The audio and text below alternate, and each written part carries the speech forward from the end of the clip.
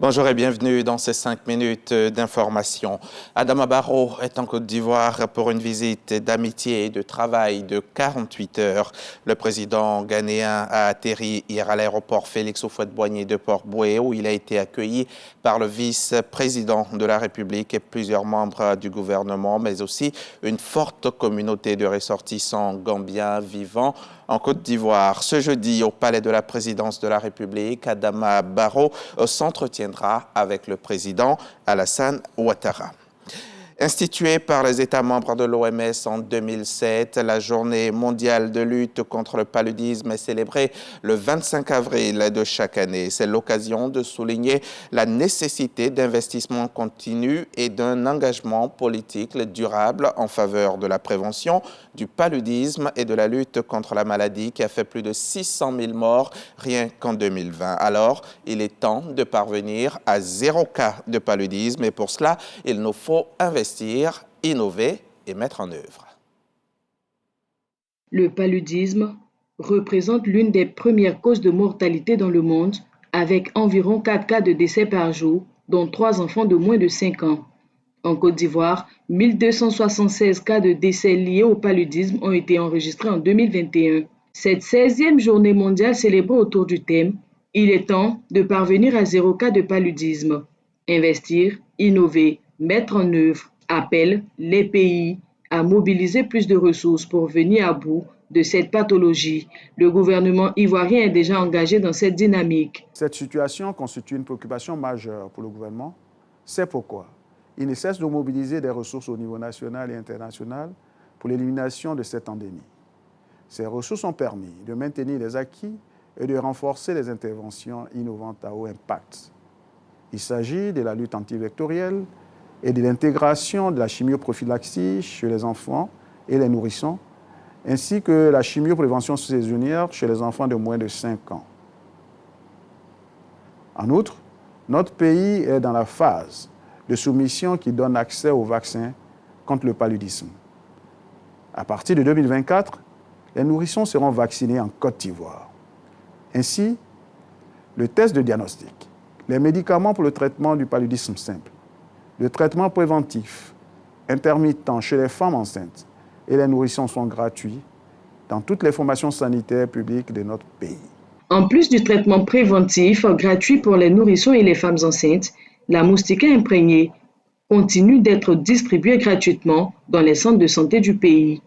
La 4e campagne nationale de distribution gratuite des moustiquaires aux ménages en 2021 a permis de maintenir l'accès universel aux moustiquaires et d'améliorer le taux d'utilisation de 63% en 2019 à 68% en 2021. Dans le cadre de la lutte antivectorielle, en plus des efforts entrepris pour amener toute la population à utiliser effectivement la moustiquaire, le gouvernement a renforcé la lutte anti-larvaire par l'introduction de nouvelles technologies dont les drones. L'atteinte de l'objectif 0 décès lié au paludisme sera donc possible grâce au vaccin, au renforcement de la lutte antivectorielle et de toutes les autres stratégies à haut impact, notamment l'assainissement du cadre de vie. En Côte d'Ivoire, la célébration officielle de la 16e journée mondiale du paludisme se tiendra ce vendredi 28 avril 2023 à Grand-Maurier, dans le département d'Agboville. Un reportage de Sephora Zegui. C'est parti pour les activités de l'Académie des femmes pour l'entrepreneuriat, l'autonomisation et le leadership. Des activités pour former essentiellement les femmes des zones rurales et des zones urbaines. C'est aussi le lieu de création des conditions de leur prise en charge.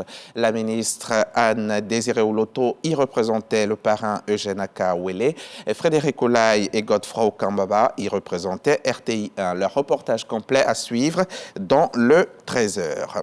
Le groupe État islamique appelle ceux qui l'ont combattu à déposer les armes. Nous sommes au Mali.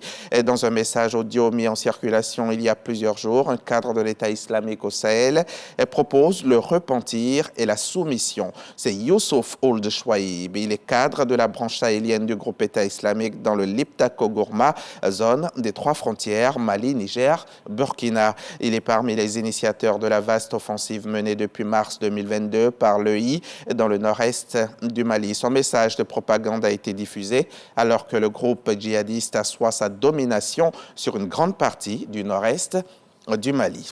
Le cessez-le-feu de 72 heures conclu sous l'égide des États-Unis au Soudan entre dans son troisième jour ce jeudi 27 avril à Khartoum. La trêve est restée peu respectée ce mercredi.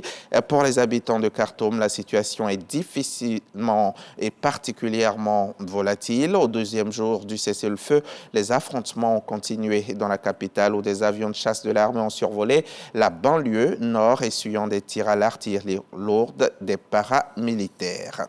Depuis fin 2020, les pays de la Grande Corne de l'Afrique subissent leur pire sécheresse depuis 40 ans.